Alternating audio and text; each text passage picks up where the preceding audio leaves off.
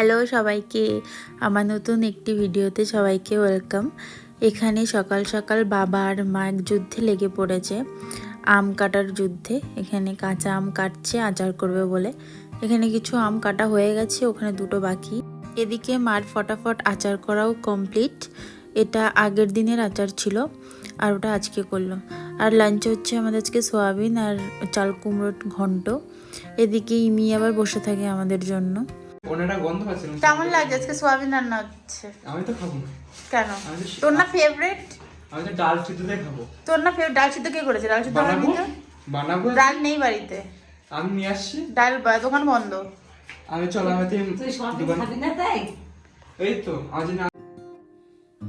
এক হয় মানুষ একটা জিনিস পছন্দ করে না, আর এক হয় ঘৃণা করা। ওর হচ্ছে সেকেন্ডটা।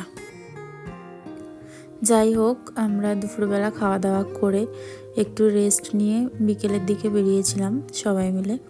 আজকে একটু চারধাম যাব। চারধামটা হচ্ছে আমরা যেখানে থাকি সেখান থেকে সব থেকে কাছের ট্যুরিস্ট প্লেস। বাইকে করে ওই 15-20 মিনিটের রাস্তা। আর বাবা মা যতবার আসে ততবার এখান থেকে একবার হলেও ঘুরে যায়। পৌঁছে গেছি। এই গেটটা থেকে একটা ছোট টিকিট কাটতে হয় ভিতরে ঢোকার জন্য, গাড়ি পার্কিংয়ের জন্য আর কি।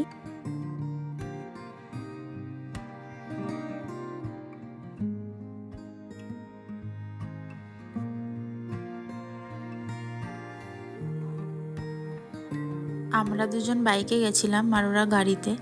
ওই যে ওরাও চলে এসছে।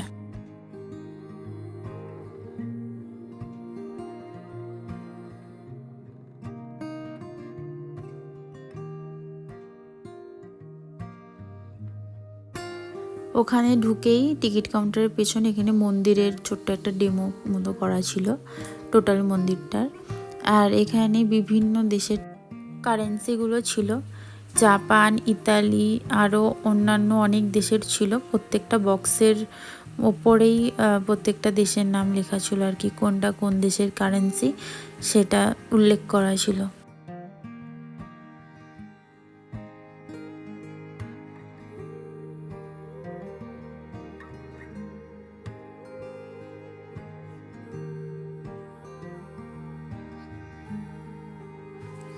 এটা হচ্ছে মন্দিরের চত্বরটা। আর ওই দিকে একটু সেলফি জোন মতন করা আছে ছবি টবি তোলার জন্য। আর এই যে উনি, যার জন্য আমাদের আসা, সবার উঁচুতে বসে সবাইকে দেখছে।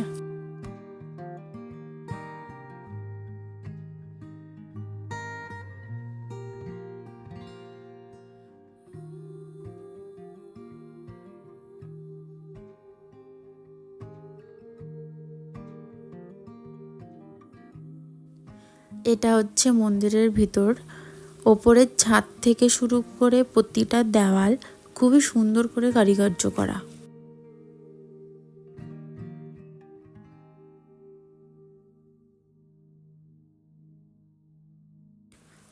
এখানে প্রতিটা দেওয়াল জুড়ে মহাদেবের এক একটা রূপের বর্ণনা করা।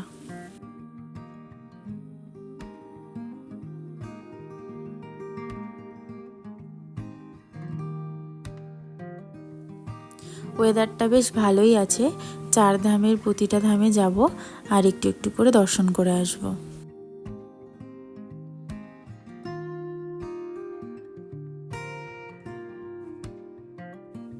মন্দিরের শুরুতেই শিবলিঙ্গটা স্থাপন করা, আর চারিদিকে লক্ষ্মী, গণেশ আর কার্তিক রয়েছে।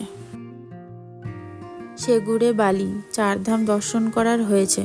হঠাৎ করে কোথা দিয়ে জানি না এক গাদা মেঘ চলে এলো, আর চারিদিকটা কেমন সাদা সাদা হয়ে গেল, আবার সাথে বৃষ্টি।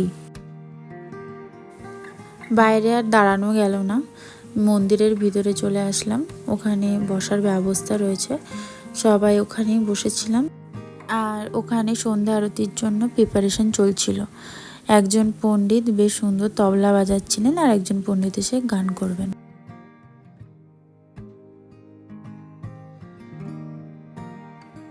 আমাদের সব কমপ্লিট, পুজো দেওয়া, আরতি দেওয়া বেশ ফাঁকায় ফাঁকায় মিটে গেল। এবার বাড়ি যাব। বাড়ি যেতে যেতে সন্ধ্যা হয়ে গেল, আরও চারিদিকে তো মেঘ। তার উপর বৃষ্টি পড়ছে। আর এই রাতের বেলা গাড়ি পাওয়াটা সম্ভবই না। মন্দিরের বেশ কয়েকজন পূজারী আমার হাজব্যান্ডের চেনা জানা, তার মধ্যেই একজন বললেন যে উনি আমাদের ছেড়ে দেবেন। তো আমি, মা, বাবা ওনার গাড়িতে চলে গেছিলাম। আর তন্ময় আর আমাদের সাথে যে ভাইটা থাকে ওরা দুজন বাইকে চলে গেছিলো।